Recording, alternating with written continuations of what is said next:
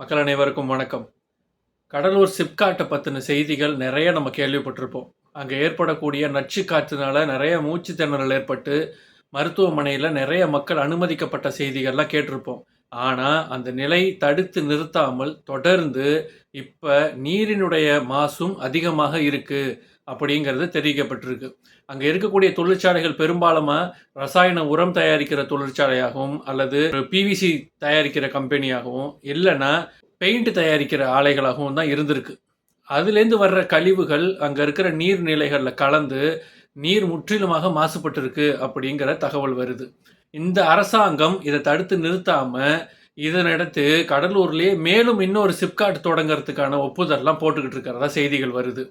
இதுதான் இங்கே அவலம். இந்த திராவிட மாடல் மக்களுக்கு ஒரு காலத்தில் கடலூர்லாம் பச்சை பசேர்னு இருந்த கிராமம். இங்கே விவசாயத்தை அழித்து சிப்காட்டுங்கிற பேரில் கழிவுகளை கொண்டு வந்து கொட்டி இருக்கிற நிலங்களையும் நீரையும் நஞ்சாக்குகிற திட்டத்தை மட்டும்தான் இந்த திராவிட மாடல் அரசு செஞ்சுக்கிட்டு இருக்கு.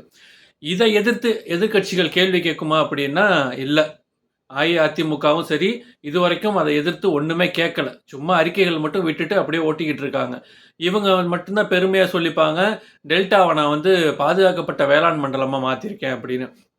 ஏன் சார் அதில் கடலூர் வராதா டெல்டாவில்? இல்லை அதை எதிர்த்து நீங்கள் கேள்வி கேட்க மாட்டீங்களா? இல்லை பாதுகாக்கப்பட்ட வேளாண் மண்டலங்கிறது நிலத்தை தோண்டி மீத்தேன் எடுக்கிறத தடுக்கிறதுக்கு மட்டும்தானா?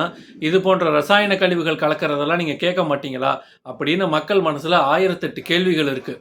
ஆனால் இங்கே ஆளுகின்ற ஆட்சியும் சரி எதிர்கட்சியாக இருக்கக்கூடியவரும் சரி மக்களுடைய இந்த அவலத்தை எதிர்த்து கேள்வி கேட்காம அவங்களோட அரசியலை தான் செஞ்சுக்கிட்டு இருக்காங்க.